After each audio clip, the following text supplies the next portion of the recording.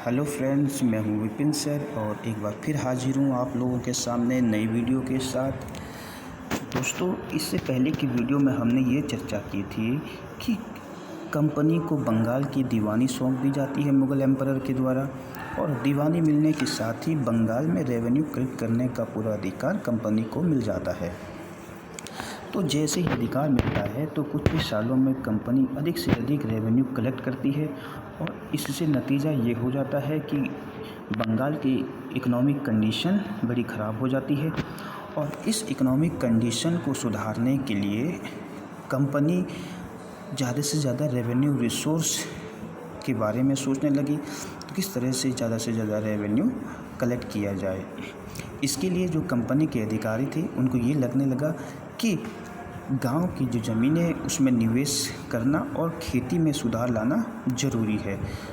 इसके लिए यहाँ हम देखते हैं एक जो नई हेडिंग्स है, the need to improve agriculture.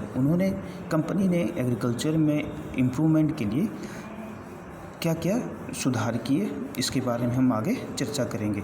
दोस्तों, इधर लेफ़्ट साइड में आप देखते हैं चार्ल्स कॉर्नवालिस है।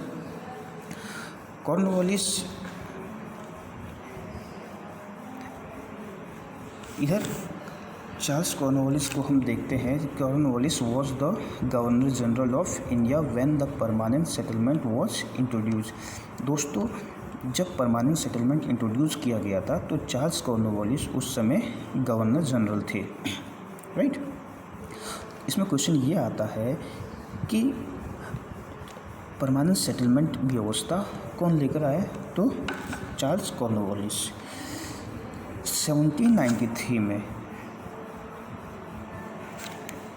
इन 1793 permanent settlement was introduced by the Charles Cornwallis. दोस्तों, इस परमानेंट सेटलमेंट की क्या विशेषता थी, राइट। इसमें जो राजा महाराजा होते थे, raja and taluqdars were recognised as the zamindar, right. They were asked to collect the rent from the peasants and pay revenue to the company. और राजा तालुकदारों को कहा गया था कि आपको पेजेंट्स से, यानी जो किसान थे, उनसे रेवेन्यू कलेक्ट करना है और कंपनी को पे करना है। ये जिम्मेदारी किसको सौंपी गई थी? राजा और तालुकदार को। दोस्तों, उनकी ओर से जो चुकाई जाने वाली ये जो राशि, ये पेमेंट जो है, ये रेंट, ये परमानेंटली फिक्स कर दिया गया था। इसका मतलब था कि फ्यूचर में इसमें कोई बढ़ोतरी नहीं की जा सकती। दोस्तों, अंग्रेज़ों को ये भी लगता था कि इससे रेगुलरली कंपनी को रेवेन्यू मिलता रहेगा, ठीक, और इससे किसानों को भी एनकरेजमेंट मिलता रहेगा, यानी कि प्रोत्साहन मिलता रहेगा। किसान भी मोटिवेट होते रहेंगे क्योंकि वो चाहेंगे कि ज़्यादा से ज़्यादा प्रोडक्शन किया जाए, और जब ज़्यादा से ज़्यादा प्रोडक्शन करेंगे तो इन फ्यूचर जो है उनको इसका फ़ायदा मिलेगा। हालांकि उनको लगता था, क्योंकि राज्य की ओर से जो राजस्व की मांग थी बढ़ने वाली, वो फ्यूचर में बढ़ाई नहीं जा सकती थी, इसलिए ज़मींदार जो बढ़ा हुआ प्रोडक्शन होगा उसमें फ़ायदे में रहेंगे, राइट। दोस्तों, मगर इसमें एक प्रॉब्लम थी।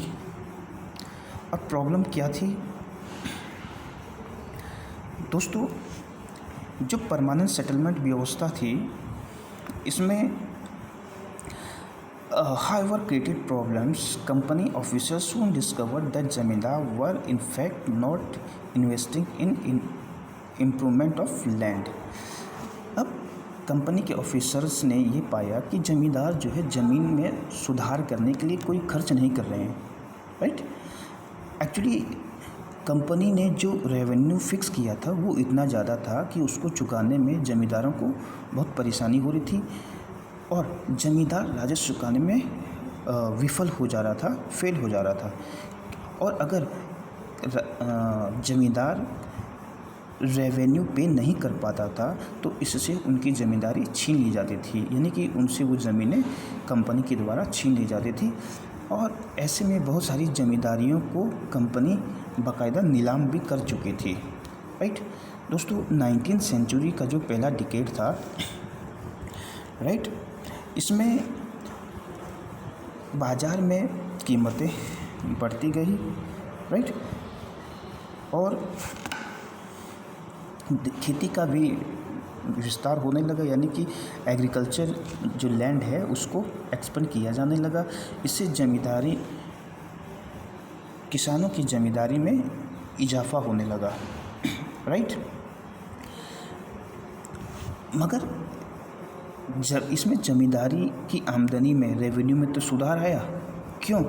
इसके पीछे कारण ये था कि जो परमानेंट सेटलमेंट की व्यवस्था थी उसमें इन फ्यूचर कोई रेवेन्यू बढ़ाया नहीं जा सकता था, यानी कि रेवेन्यू तो फिक्स किया जा चुका था।